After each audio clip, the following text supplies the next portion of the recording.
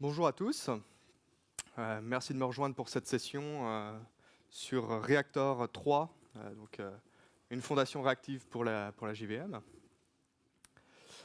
Je me présente très rapidement, je m'appelle Simon Ballet, je travaille pour Pivotal sur le projet Spring, enfin plus particulièrement sur le projet Reactor.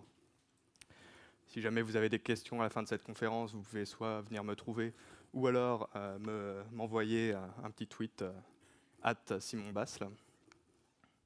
Ou si vous n'avez pas aimé la conférence et vous voulez m'envoyer un petit tweet d'insulte, vous pouvez aussi, il sera très certainement ignoré, mais voilà. Je commence par un petit sondage à main levée. Déjà, qui ici fait du Java? Qui ici fait du PHP? Ah, vous n'êtes peut-être pas dans la bonne salle, hein, mais j'espère que vous apprendrez quand même quelque chose. Qui ici utilise, parmi ceux qui font du Java, Java 8? Cool, pas mal de monde. Qui utilise ou a entendu parler déjà de ArcJava? D'accord, aussi pas mal de monde. Reactive Streams? Un peu moins, ok. Ok, oui, les slides sont en anglais, la présentation en français, donc je ne sais pas s'il y a des gens qui parlent que anglais dans la salle, j'espère pas. Qui ici pense que Reactor, c'est un fork de l'éditeur Atom? Ok, c'est cool, ça me rassure. Un nouveau projet Spring? Ok, bon, c'est un peu vrai, mais pas que, on va le voir. Un truc pour faire de la synchrone? Ok, vous êtes dans la bonne salle, a priori. Qui ici ferait bien une petite sieste? Non, mais sortez tout de suite, les gars, hein. Alors, de quoi on va parler? On va parler de réacteurs, hein, mais aussi de programmation réactive.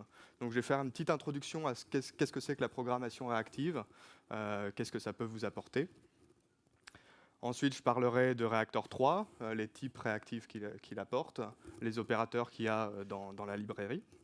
Je parlerai aussi de concepts un petit peu plus avancés, la back pressure et quelques autres. On va parler aussi de debugging, de testing, parce que c'est des choses qui sont un petit peu différentes quand on commence à faire de la programmation réactive, donc c'est important de se poser cette question, d'avoir un peu des pistes. Reactive et Spring, bon, je vais un petit peu passer parce qu'on n'a que 45 minutes, et puis il y a eu d'autres conférences là-dessus. D'ailleurs, qui a assisté aux différentes conférences sur Spring 5, Spring Reactive? Ok, pas mal de monde. Bon. Donc là, on va creuser un peu plus l'aspect Reactive Programming, Reactor, donc c'est bien que vous ayez pu assister à ces présentations qui sont un peu plus haut niveau. Et puis si on a le temps, peut-être Reactor Netty, Reactor Kafka, mais ça m'étonnerait qu'on ait le temps aujourd'hui, malheureusement. Ok, donc la programmation réactive, qu'est-ce que c'est? Qu'est-ce que ça peut vous apporter? Et surtout, pourquoi? Pourquoi est-ce qu'on se mettrait à faire de la programmation réactive, un paradigme un peu différent? Parce qu'aujourd'hui, bloquer, c'est mal, vous voyez.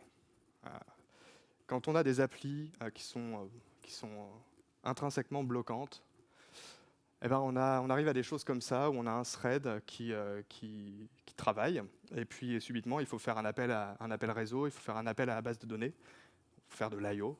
Et là, on passe dans un mode où on attend, on bloque, on attend que cet appel I/O retourne un résultat. Et pendant ce temps-là, le thread, l'application, ne fait rien. Donc c'est du gâchis de ressources, c'est mal. Si on veut aller au-delà de ça, bah on peut se dire, bah, je vais faire de l'asynchrone. Mais on peut partir sur un mode où je vais continuer de faire du traitement bloquant. Donc de l'asynchrone et du bloquant. Comment ça se présente? Bah, en fait, on va se dire, je vais jeter plus de threads sur mon problème. Donc je vais créer une pool de threads et je vais faire des traitements en parallèle, comme ça. Mais créer des nouveaux threads, même si on utilise une pool, il y a des switches de contexte, ça a un coût. Et surtout, toute l'orchestration qu'il y a derrière, elle devient très vite très complexe. Donc là encore, asynchrone et bloquant, c'est pas l'idéal. Pour moi, la vraie alternative, c'est de passer carrément sur de l'asynchrone et du non bloquant. Donc comment ça se présente? En fait, l'idée, c'est un peu celle de l'event loop, qui est finalement une unité pas toute récente, dans laquelle on va avoir un seul thread qui est en charge de processer tous les traitements. Mais ces traitements, ils sont un peu, si vous voulez, découpés en tâches discrètes, asynchrones. Et donc, il peut mixer le traitement de plusieurs requêtes, par exemple. Il peut s'occuper, quand il y a une requête qui part en I/O, enfin, quand il y a un traitement qui part en I/O, il peut s'occuper d'autres traitements en même temps. Donc, en fait, là, on ne fait pas de gâchis. Nos threads, ils sont tout le temps occupés. Et puis, on n'en crée pas plus que ce qu'il y a besoin, en fait. Donc là, c'est vraiment l'idéal. Quand on est sur la JVM, comment on peut atteindre ce stade? Surtout comment on peut atteindre ce stade sans devenir complètement taré avec du code immaintenable, incompréhensible, où on se dit qui c'est qui a écrit ça, git blame, c'était il y a un mois, c'était moi, bon, ok. Comment est-ce qu'on peut faire? Et je pense que le reactive programming, la programmation réactive, c'est une bonne réponse à cette problématique. Qu'est-ce que c'est? Ça peut être défini comme ça. La programmation réactive, il s'agit de composer des séquences en fait, d'événements, des séquences asynchrones d'événements, en utilisant des opérateurs qui sont non bloquants. Alors c'est très abstrait pour l'instant, j'en suis sûr, mais je vais rentrer un peu plus dans les détails. Et un aspect important pour moi, c'est que ça nous permet de faire ça sans faire de sacrifice en termes de lisibilité du code, en termes de maintenabilité. Parce qu'aujourd'hui, si on regarde, qu'est-ce qu'on a sur la JVM comme outil pour faire de l'asynchrone et du non-bloquant, ben on a des API à base de callback ou à base de futur. Enfin, je parle vraiment de ce que nous offre le JDK. Et ces deux moyens de faire de l'asynchrone, ils ont des gros problèmes. Ils ont déjà, sur une future, par exemple, c'est très facile de se tirer une balle dans le pied en disant « Ah, bah, j'ai une méthode get qui me retourne le résultat de la future, je vais appeler cette méthode get. » Oui, mais quand vous appelez la méthode get sur une future, bah, vous bloquez. Vous bloquez jusqu'à ce que le résultat soit disponible. Donc tout de suite, vous rebasculez dans les problématiques de code bloquant. Les futures, alors, je vais parler des callbacks avant, en fait. Les callbacks, c'est une API un peu classique. Enfin, par exemple, dans Swing, il y a les listeners, c'est des trucs qui existent depuis la nuit des temps. Seulement, les callbacks, ça ne se compose pas du tout. Si vous voulez faire un appel à un service qui a une API à base de callback, et ensuite, en fonction du résultat de cet appel à un service, vous voulez appeler un autre service, vous allez faire un callback dans un callback, dans un callback, dans un callback. Ça devient très vite le bordel. C'est immaintenable, illisible. C'est ce qu'on appelle l'enfer des callbacks. Les futures, c'est un peu plus composable, on va dire, surtout depuis Java 8 avec la nouvelle future de Java 8. Mais vous allez voir, ce n'est pas encore au niveau de ce qu'une API réactive avec tout un vocabulaire d'opérateurs peut vous proposer. Donc ça, c'est ces deux alternatives qui ne sont pas suffisantes. Donc, programmation réactive. En programmation réactive, on va passer d'un mode un peu où on fait du pull vers un mode push. Donc en fait, on est notifié de manière asynchrone au fur et à mesure que la donnée devient disponible. Bon, en vrai, c'est un petit peu des deux. Ça aussi, je vais vous expliquer pourquoi. Et finalement, vous pouvez le voir, vous pouvez mettre ça en parallèle avec quelque chose avec lequel normalement vous êtes tous très familiers, le couple itérable-itérator.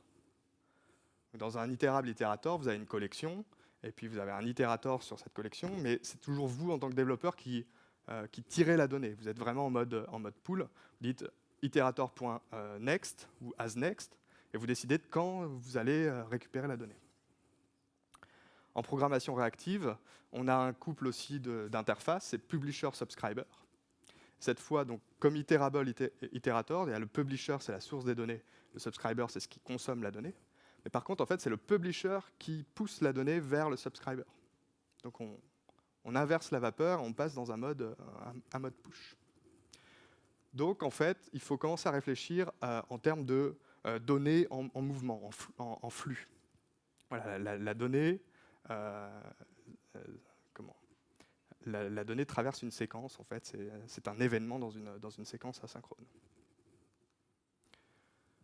Voilà un petit schéma qui explique la relation entre publisher et subscriber. Donc on voit ici le publisher en vert qui génère la donnée, qui est la source de la donnée, produit donc la donnée, il pousse des événements vers le subscriber, qui lui est un peu le consommateur final donc, de la donnée. Et puis là, il y a une petite flèche qui revient du subscriber au publisher. C'est la fameuse, donc c'est ce qu'on appelle en fait la back pressure. C'est le fameux point où je disais en fait c'est un peu des deux, c'est aussi un peu du pull. Donc je reviens là-dessus un peu plus tard. D'où ça vient, Publisher Subscriber, c'est deux interfaces de la spécification Reactive Streams qui va être aussi intégrée au JDK 9. Mais donc en fait, Reactive Streams, c'est une spécification qui a été faite entre en collaboration avec plusieurs vendors. Donc il y a Reactor, RxJava, AK notamment. Et donc en fait, si vous regardez, c'est quatre interfaces très simples, mais c'est surtout en fait un ensemble de spécifications de comportement qui définissent bien les relations entre publisher, subscriber, comment ils interagissent, un TCK aussi pour valider qu'une librairie implémente bien la spécification. Donc il ne suffit pas juste en fait de se dire ah bah tiens en fait subscriber c'est 3 méthodes, je les ai implémentées et puis voilà c'est fini, j'ai gagné, j'ai une librairie réactive. C'est quand même beaucoup plus compliqué que ça. Donc subscriber, effectivement c'est une interface très simple et il y a 3 méthodes: onNext, onComplete, onError. Et en fait c'est les 3 types d'événements qui peuvent se produire dans une séquence asynchrone, dans un reactive stream. Donc onNext, c'est appelé par le publisher pour notifier le subscriber qu'il y a un nouvel élément qui est disponible dans un flux, dans une séquence. OnComplete, ça signifie qu'en fait, il n'y aura plus aucune nouvelle donnée, donc voilà, terminaison fin du flux. Et onError, c'est aussi un événement terminal quand il se passe quelque chose, quand il y a une exception en fait. Donc si le subscriber reçoit un onError, il sait qu'il ne recevra plus rien, ça fait partie du contrat Reactive Streams. Voilà, donc en substance, 0 à n éléments qui sont poussés dans la séquence, suivi par 0 ou 1, soit onComplete, soit onError. Alors pourquoi 0 ou 1? Parce que des fois, il y a des séquences qui peuvent être infinies, qui ne se complètent jamais, sauf en cas d'erreur. Par exemple, les tics d'une horloge, ou des mouvements de souris, ou des choses comme ça peut être traduit sous forme d'une séquence de coordonnées qui ne se terminera jamais. Et puis, il y a ce petit mécanisme de feedback que j'ai appelé back pressure tout à l'heure. Enfin, c'est son nom officiel, ce n'est pas moi qui l'ai appelé comme ça. Qui peut être vu comme une sorte de bouton de contrôle du volume. En fait, l'idée, c'est que le subscriber, des fois, il implique des traitements un peu lourds, et il n'est pas prêt à traiter aussi vite que ce que le publisher lui envoie. Donc la back pressure, c'est un mécanisme de contrôle de flow pour que le subscriber puisse dire à la source de données « Attention, là, je ralentis un peu parce que moi, je ne suis pas capable de suivre ». Ce qui va éviter derrière que votre application ait crash, qu'il y ait des cascading failures et tout ça. Bien sûr, pour ça, il faut que la source sache gérer cette back pressure, mais dans Reactor, par exemple, on a aussi des mécanismes à tous les niveaux des opérateurs. On a des queues, par exemple, donc, qui peuvent bufferiser un peu, faire tampon un peu à ce niveau-là. Donc voilà, ça c'est une présentation rapide de Publisher Subscriber de l'interface Reactive Streams. Donc c'est bien, mais ce serait quand même pas mal d'avoir une API un peu plus étoffée. Et c'est là que Reactor intervient. Alors, je parle de Reactor aujourd'hui, mais il y a aussi d'autres implémentations. Donc, vraiment, peut-être aujourd'hui encore la plus connue, c'est RxJava 2, qui est aussi une implémentation de Reactive Streams, avec quelques choix, quelques designs, des directions un peu différentes. On en parlera un peu. Donc, Reactor 3 est une librairie qui implémente cette spécification Reactive Streams. Jusque-là, tout va bien? OK. Donc, Reactor 3. Dans Reactor 3, on a principalement deux types réactifs qui sont... donc en premier lieu, il y a le flux, donc un flux de T. C'est quelque chose qui représente une séquence asynchrone de 0 à n éléments. C'est vraiment le publisher dont je viens de vous parler. C'est exactement la même sémantique, ça implémente, flux implémente publisher. Donc la programmation réactive, il y a quelque chose qu'on retrouve assez souvent, c'est ces petits diagrammes qu'on appelle diagramme ABI, marble diagram, donc qui représentent, enfin qui sont utilisés généralement pour montrer un peu, en fait, une séquence source, un opérateur qui va appliquer une transformation sur cette séquence source et la séquence de sortie en bas.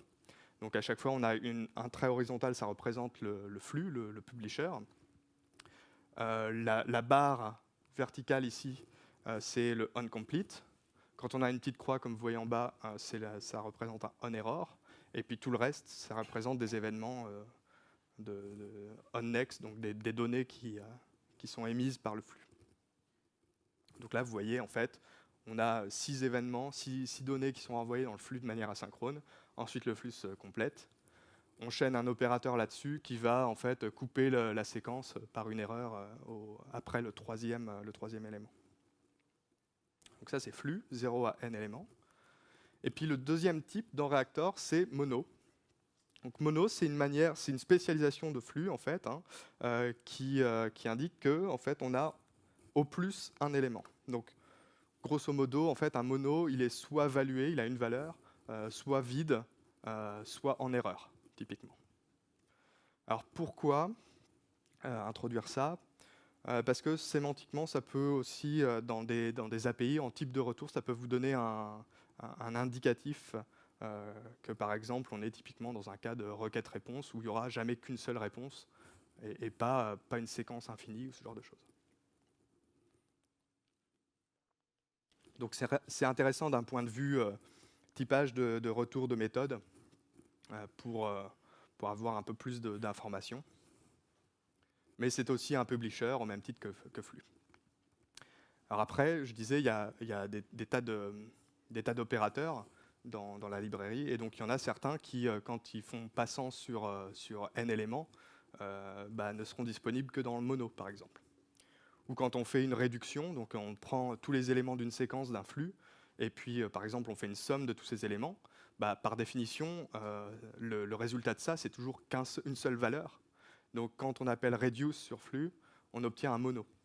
Donc voilà, il y a des bridges comme ça dans l'API, là où ça fait sens.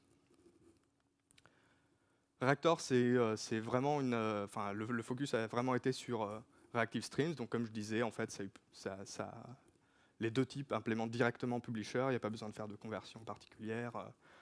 Il n'y a pas à se poser la question, est-ce que ce type-là implémente Reactive Streams complètement?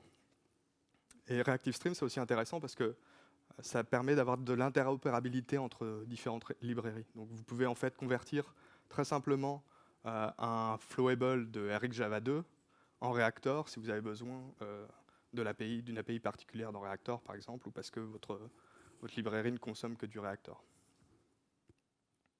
Un autre aspect, c'est que Reactor, comme Spring 5, prend la baseline de Java 8. Voilà, du coup, ça se manifeste dans l'API avec par exemple, pour tout ce qui est temporel, on va utiliser duration de Java 8 plutôt qu'un long et puis un time unit. On va avoir des mécanismes de conversion depuis et vers des completable futures et depuis et vers des streams. D'ailleurs, quand vous avez besoin de quelque chose plus en mémoire, on vous encourage s'il n'y a pas de notion d'asynchrone, on vous encourage à utiliser les streams de Java 8, qui est une API très, très proche finalement de Reactor. C'est une API qui est inspirée de RxJava, donc il y a le même vocabulaire, un vocabulaire d'opérateurs similaire à RxJava, mais pas tout à fait la même chose. Il y a des exemples, par exemple l'opérateur AMB qu'on cite généralement, qui n'était pas très clair dans RxJava. En fait, on l'a renommé First Emitting, donc c'est un opérateur qui va lancer en parallèle deux séquences, et puis la première à répondre, c'est celle qu'on aura gagnée, donc qui sera émise derrière. Il y a un concept assez important, donc le subscriber, il doit s'abonner au publisher. Donc en fait, dans Reactor comme dans RxJava, quand vous déclarez, quand vous chaînez des opérateurs, il n'y a rien qui se passe. C'est déclaratif. Et c'est aussi pour ça que c'est très intéressant, parce que en fait, ça se lit ligne par ligne, contrairement à du code à base de callback ou de choses comme ça. Mais donc vous pouvez passer le résultat de cette chaîne, ce flux, à une autre méthode. Vous pouvez le le balader dans votre application. Tant qu'il n'y aura pas un subscribe, il n'y aura pas de génération de données finalement. Donc hop, le subscriber s'abonne à la chaîne d'opérateurs, puis un signal qui se propage jusqu'à l'opérateur source, jusqu'au générateur de données. Et là, il va commencer à dire, OK, il y a quelqu'un qui m'écoute, je peux commencer à balancer des données. Donc ça recrée, pour chaque souscription, ça recrée un petit état spécifique dans la chaîne d'opérateurs. Et c'est via ces subscribers via cette chaîne de subscribers qu'en fait la donnée va se propager. Alors, on peut prendre quelques exemples. Donc là, par exemple, on a un opérateur source qui s'appelle range. Donc ça va générer des chiffres entre 1 et... Enfin, vous précisez dans l'opérateur quel range vous voulez. Ensuite, on applique un opérateur qui s'appelle map, filter, buffer, et on souscrit à ça. Donc qu'est-ce que ces opérateurs font? Map, par exemple, on lui passe une fonction de transformation. Il va prendre des ronds, il va les transformer en carrés de la même couleur. Et donc le flux source, c'est des ronds, le flux de sortie, c'est des carrés. Pas très compliqué. Donc c'est transformation un élément source vers un élément cible. Filter, comme son nom vous l'indique peut-être, en fait, on lui passe un prédicat, et si le prédicat retourne false, l'élément source, il est jeté, sinon on le laisse passer. Et buffer, il attend qu'il y ait une séquence qui se complète, et puis il accumule tout dans une liste, et une fois qu'il reçoit le signal de complétion, ou une fois qu'il reçoit suffisamment d'éléments, on a pu lui dire par exemple buffer 3 par 3, il va émettre cette liste. Alors, si on prend un exemple de code, ça pourrait ressembler à ça. Donc, génère les chiffres entre 5, génère les chiffres de 5 à 6, 7, 8. Donc, 3 éléments après 5. Map chaque entier vers la valeur plus 3. Ensuite, filtre tous les éléments qui sont impairs. Et buffer 3 par 3. Voilà, ça c'est un exemple de chaîne d'opérateurs. Et là, on n'a fait que déclarer le process asynchrone en fait. On a dit mon process, mon traitement asynchrone, c'est ça. Au fur et à mesure que les données arrivent, je vais les faire passer par toutes ces étapes. Donc une fois que vous connaissez un peu le vocabulaire d'opérateur, vous tombez sur un code comme ça, c'est très très facile de voir rapidement qu'est-ce que ce traitement fait. Mais il faut souscrire pour que quelque chose se passe. Alors si je reprends un exemple plus visuel avec des formes, qu'est-ce qui se passe en fait? Au fur et à mesure, donc le générateur va émettre des données, donc là il émet un petit rond rouge. Le map, lui, va le transformer par exemple dans une forme 3D, vers un cylindre.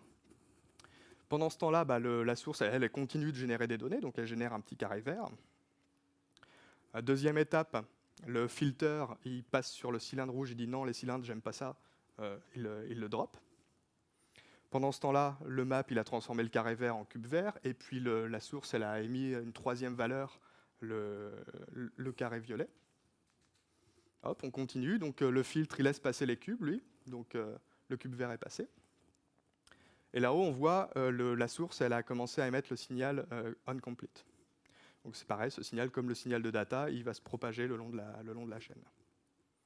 Et puis les cubes, ils finissent par atterrir dans le buffer, et lui, en fait, là, on voit qu'il garde le cube vert de côté, et puis il y a le cube violet qui arrive, puis ensuite, il y a le signal onComplete qui arrive, donc là, à partir du moment où il a reçu le onComplete, il sait qu'il peut émettre ce qu'il a mis de côté, la liste du buffer, quoi.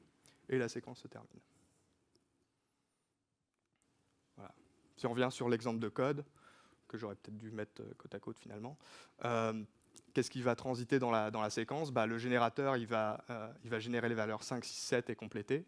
On voit que quasiment en même temps, ils vont passer dans le reste de la chaîne. Donc ça va incrémenter de 3 à chaque valeur, donc 8, 9, 10, et compléter. Le filtre, il ne va pas laisser passer le 9, mais il laisse passer le 8 et le 10.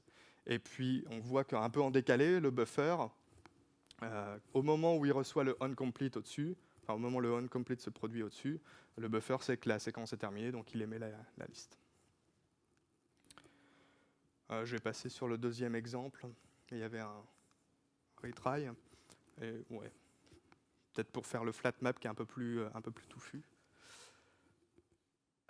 Donc, qu'est-ce qui se passe quand vous avez besoin de déclencher des traitements asynchrones pour chaque valeur d'entrée? Typiquement, c'est un cas d'usage pour FlatMap. Donc, FlatMap, en fait, il prend chaque donnée source. Il a une fonction qui associe à chaque donnée un flux ou un mono, enfin un publisher interne. Donc là, par exemple, chaque row en entrée, ça donne lieu à une mini-séquence de 2 carrés. Alors un exemple dans la vie réelle, ça pourrait être, je sais pas, ça pourrait être des URL en entrée. Et puis le mini-flux, c'est le header qui correspond à cette URL, enfin à la réponse sur cette URL, et puis le body qui correspond à la réponse sur cette URL, par exemple. Et donc ce que fait FlatMap, il déclenche ce mini-traitement asynchrone, représenté là par la petite séquence de carrés. Et ensuite, en fait, tout ce qu'il a reçu, il le remet à plat dans un flux de sortie. Et il va mélanger potentiellement, si les valeurs elles arrivent en décalé, il va potentiellement croiser des valeurs de retour. Un autre exemple, ça pourrait être des utilisateurs. Puis pour chaque utilisateur, on veut récupérer un flux de tweets. Donc en fait, on va aller prendre un flux de tweets pour chaque utilisateur, et puis on va mélanger tout ça, et ça va nous sortir le flux de tous les tweets des gens qu'on follow. Par exemple, ça nous sort la timeline finalement. Donc là, on voit que pour l'utilisateur blanc, on a reçu 3 tweets assez rapidement. Donc il y a aussi un facteur de temps finalement. Hein. L'utilisateur jaune, lui, il tweet un peu moins et puis un peu plus en décalé, mais ça se mélange dans la séquence de sortie. Et le bleu, lui, il fait qu'un tweet tous les 36 du mois, mais on le reçoit quand même à la fin de notre séquence. En fait, ce qu'on voit là, c'est qu'on a une séquence de tweets par utilisateur, et finalement, FlatMap, lui, réaplatit ça en sortie. Et donc des opérateurs comme ça, donc ça c'était que quelques exemples, on en a plein, et il y a des manières de combiner des flux, des séquences, il y a des manières de les splitter, il y a des manières de les paralléliser, d'introduire des délais, de gérer des erreurs, il y a vraiment plein d'opérateurs dans le vocabulaire RX, de manière générale. Un autre aspect, c'est l'aspect trading aussi, enfin, le contexte d'exécution. De ce point de vue-là, Reactor est agnostique. Donc ça, en fait, il ne va pas faire de choix pour vous, il ne va pas vous imposer de dire j'exécute ça dans un pool de threads que je gère ou quoi que ce soit. Par contre, il va grandement faciliter l'orchestration et le switching. Enfin, en fait, il va grandement vous faciliter la vie pour basculer de contexte d'exécution. Donc ça se passe au travers des schedulers. Les schedulers, c'est le concept propre à Reactor, enfin Reactor et Reactive Streams en général, mais qui wrap un peu, si vous voulez, quelque chose comme un exécuteur service. Enfin, il y a des schedulers qui wrap des exécuteurs service, par exemple, des pools de threads, ce genre de choses. Donc on en offre quelques-uns dans Reactor. On a le Elastic, le Parallel, Single et Timer, qui est en train de disparaître là dans la prochaine version, mais l'idée, c'est que, par exemple, Elastic, c'est une pool de threads qui grossit dynamiquement en fonction des besoins, en fonction de la demande. Et puis, chaque thread va avoir un time to live. Donc, si au bout d'un moment, il n'y a plus d'utilisation, on l'élimine de la pool pour pas en avoir trop. Parallèle, lui, ça remplit un autre type de contrat. C'est généralement si vous allez vouloir, par exemple, occuper tous vos CPU. Donc, vous allez créer un parallèle scheduler. Lui, en fait, il va détecter combien il y a de CPU sur votre machine, combien il y a de cœurs. Il va créer autant de worker threads, et ensuite vous allez pouvoir répartir vos flux sur ces rails, entre guillemets, pour être sûr d'utiliser au maximum les capacités de votre CPU. Single, lui, c'est juste un pool de threads, enfin c'est juste un seul thread en fait. Toujours le même, ce qui s'exécute. Donc en fait, comment ça se passe quand on veut switcher de contexte? Il y a un opérateur qui s'appelle publishOn, et qui vous bascule sur le scheduler que vous avez choisi tout le reste de votre chaîne d'opérateurs. Donc à partir du moment où on rencontre publishOn, hop, tous les événements sont exécutés au travers du scheduler que vous avez précisé. Donc ça influe la chaîne, enfin quand on le voit dans la chaîne, ça va influer tout ce qu'il y a en dessous dans la chaîne. Et puis il y a Subscribon. qui lui en fait influe au moment de la souscription, de l'abonnement. Et donc en fait, je vous montrais tout à l'heure, il y a deux petites chaînes en parallèle. Il y a un signal qui se propage vers la source et ensuite la data commence à être émise. Et ben, SubscribeOn, il se déclenche, il influe sur la souscription. Donc par extension, en fait, il influe sur tout le reste de la chaîne. Visuellement, ça pourrait donner ça. Ça reprend un peu le schéma de tout à l'heure avec la chaîne d'opérateurs. Publish on ici, subscribe on là-haut. En fait, quand on souscrit et que le signal de souscription remonte au travers de subscribe on, ben, il va changer le contexte d'exécution. Et puis du coup, le générateur va commencer à produire de la donnée dans ce contexte d'exécution changé, dans ce nouveau contexte d'exécution violet, et ça va influer du coup, quel que soit l'emplacement de SubscribeOn, ça va influer sur les opérateurs autour de lui. Jusqu'à ce qu'on tombe sur un PublishOn, qui lui va switcher à nouveau, sur le reste de la chaîne finalement. Voilà, donc le reste, après PublishOn, s'exécute dans un pool de threads dédié. C'est clair ce que je raconte à peu près? Donc voilà, quel usage pour ça typiquement?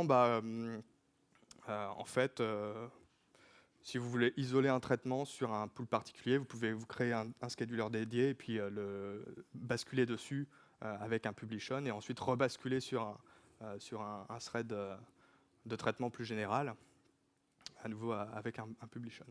En RX Java, sur Android, par exemple, c'est très très utile.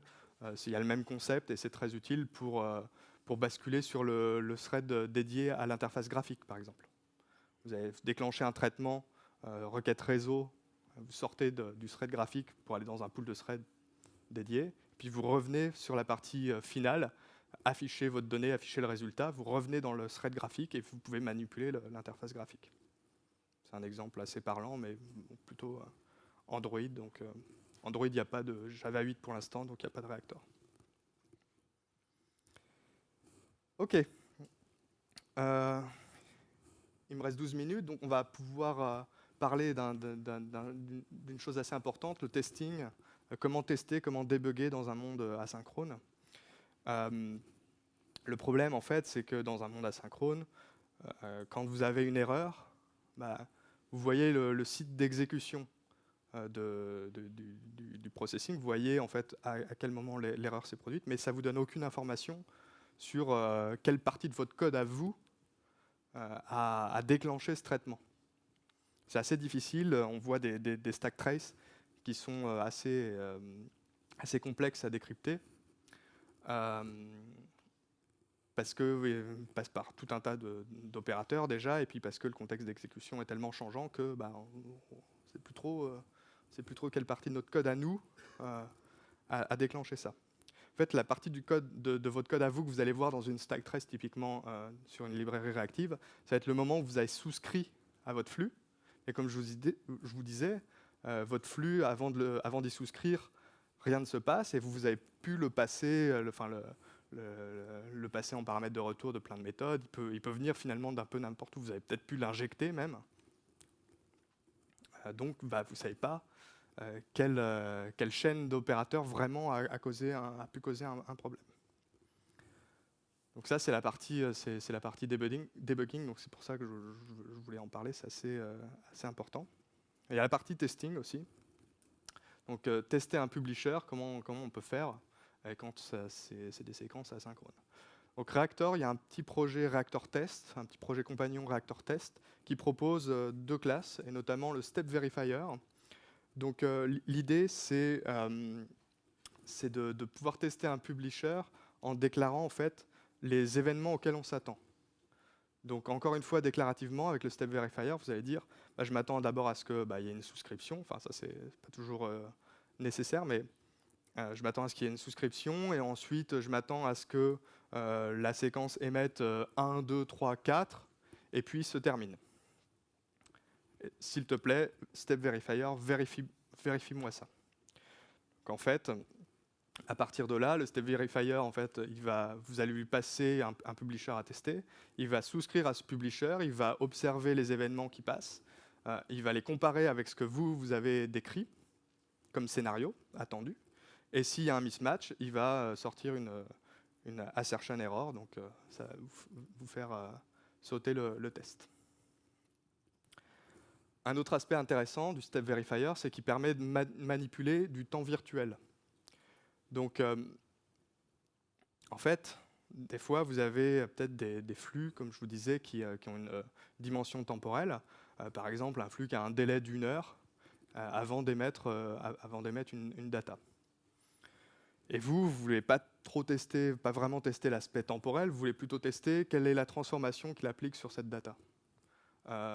S'il y a un délai d'1 heure à chaque fois que vous souscrivez à ce publisher, votre test unitaire il va être peut-être un petit peu longuet. Donc on essaye de répondre à cette problématique en proposant en fait un support du temps virtuel. Donc cette fois en fait le publisher à tester, vous allez le fournir sous forme d'une lambda, donc il va être instancié de manière lazy.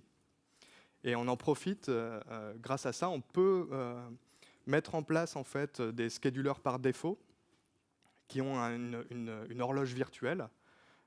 Donc en fait, quand le flux va être instancié, l'opérateur lui va aller chercher un scheduler par défaut avec le support du temps pour introduire ces fameux délais, etc. Et ce qu'il va trouver à la place, c'est un scheduler virtuel que le step verifier aura injecté en quelque sorte et qu'on va pouvoir ensuite manipuler. En fait, ce qu'on peut faire, c'est de dire, voilà, cette lambda, c'est ce qui va permettre de construire mon flux à tester. Une fois que j'y aurai souscrit, je m'attends à ce qu'il y ait une souscription, et puis cette fois, je m'attends à ce qu'il y ait un délai d'1 heure, donc on va dire attends 1 heure, et ensuite, je m'attends à ce qu'il émette telle valeur. Et ça, du coup, ça va être instantané. C'est-à-dire que l'instruction attend 1 heure, elle va juste manipuler l'horloge virtuelle, elle va l'avancer d'1 heure et puis trigger les événements qui auraient dû se produire. Donc on revient à un truc plus testable, quoi.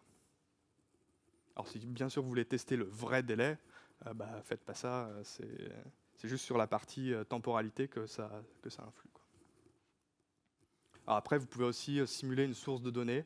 Si vous n'avez pas le générateur qui se comporte comme vous avez besoin pour votre test, il y a le test publisher qui vous permet manuellement de dire j'émets ça, je complète, enfin de déclencher les signaux en fait. Et il peut même en fait, il a un mode dans lequel il peut se comporter mal par rapport à la spécification ReactiveStream. Donc vous allez le forcer par exemple à compléter 2 fois pour voir comment les autres opérateurs dans votre chaîne réagissent à ce genre de choses pour des cas un peu plus avancés.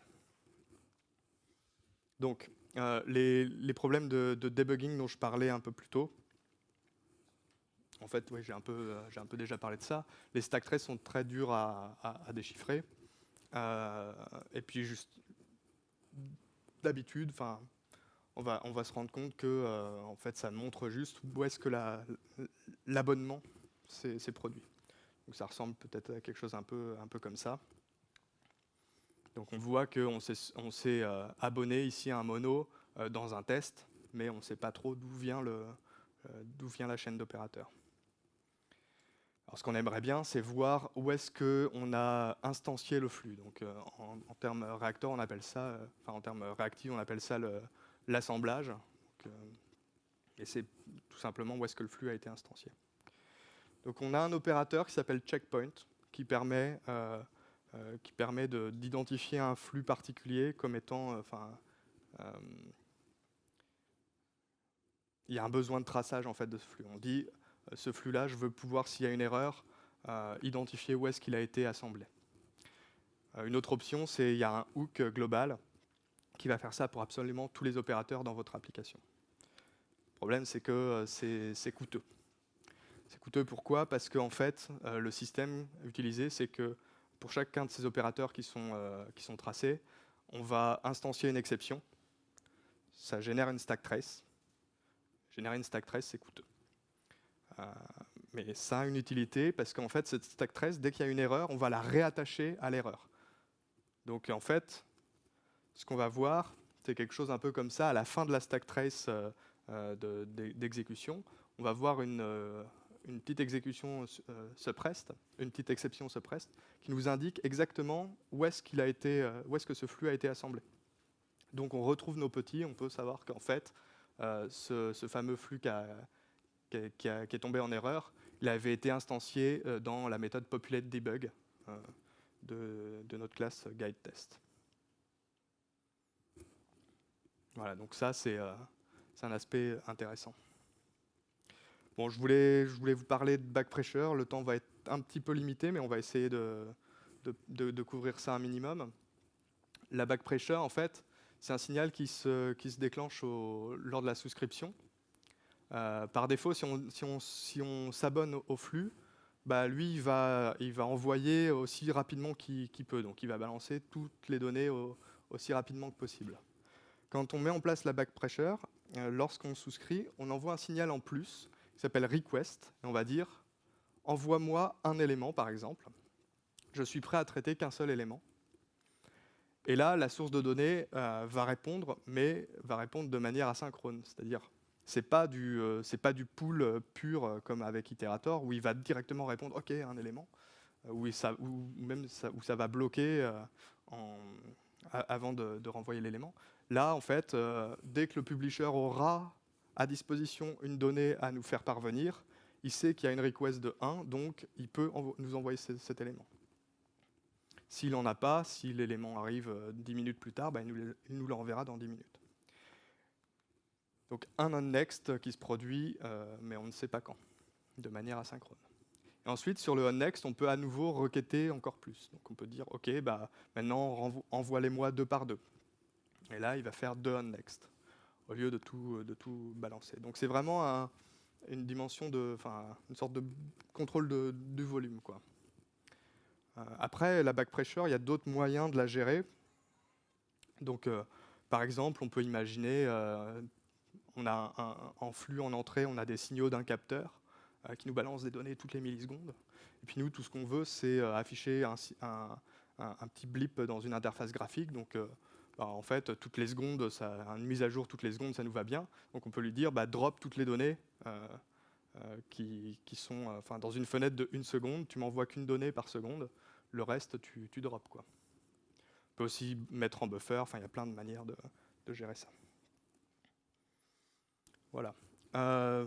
Bon, je vais manquer de temps, donc très rapidement, je vais aussi dire qu'il y a des optimisations internes dans Reactor. Donc il y a des mécanismes dits de fusion, en fait, qui vont limiter, par exemple, le nombre de ressources créées, le nombre de queues pour chaque opérateur va être limité grâce à ces mécanismes. Dès que 2 opérateurs dans une chaîne côte à côte peuvent partager la même structure interne, ils vont le faire. Dès que vous appelez sur certains opérateurs, si vous l'appelez 3 fois à la suite, en fait, plutôt que d'instancier 3 opérateurs, il va en instancier qu'un seul qui va partager le travail. Donc il y a un petit travail aussi même un gros travail d'optimisation à ce niveau-là, quoi. Il y a aussi le fait que tous ces algorithmes soient lock-free, qui permet en fait ce qu'on appelle le work stealing. Donc ici, on a des CPU qui n'ont l'air pas occupés. En fait, ils vont pouvoir récupérer de la charge sur les CPU qui sont trop occupés. Voilà. C'est à peu près tout pour aujourd'hui, parce qu'après, je devais parler de Reactor Spring, mais finalement, d'autres l'ont fait mieux que moi. Juste savoir que non, vous n'avez pas besoin de Spring quand vous utilisez Reactor. Reactor est une dépendance de Spring, pas l'inverse, donc vous pouvez très bien l'utiliser dans vos projets, même si vous ne faites pas du tout de Spring, tant que c'est du Java. Ou du Kotlin, un langage de la JVM, quoi. Voilà. C'est tout pour moi aujourd'hui, donc merci de votre attention.